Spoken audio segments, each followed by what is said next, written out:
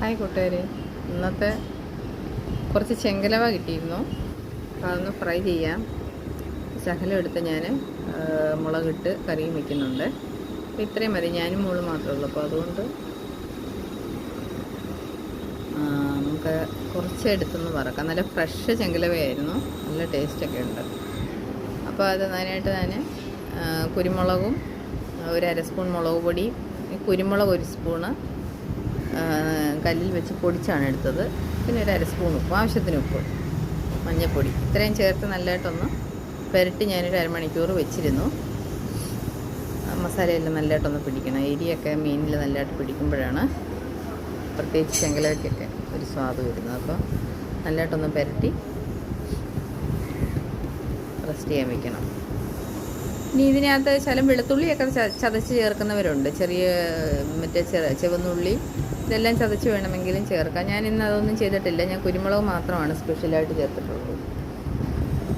അപ്പോൾ ഇത് നല്ലതായിട്ടൊന്ന് പുരട്ടി വെച്ചതിന് ശേഷം കുറച്ച് സമയം കഴിഞ്ഞ് നമുക്കിത് എണ്ണയിലോട്ട് വറക്കാം.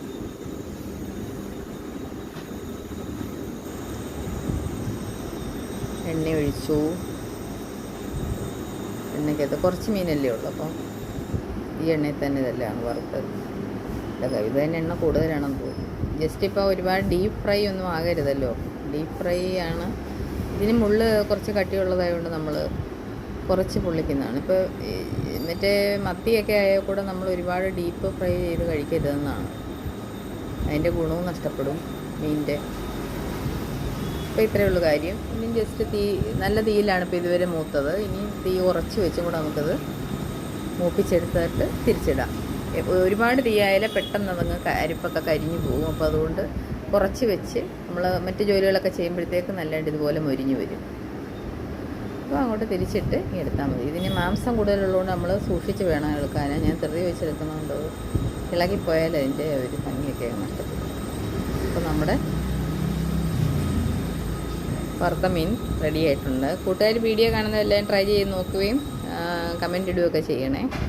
സബ്സ്ക്രൈബ് ചെയ്യുകയൊക്കെ ചെയ്യണം യൂട്യൂബിലാണെങ്കിൽ. Okay friends, thank U.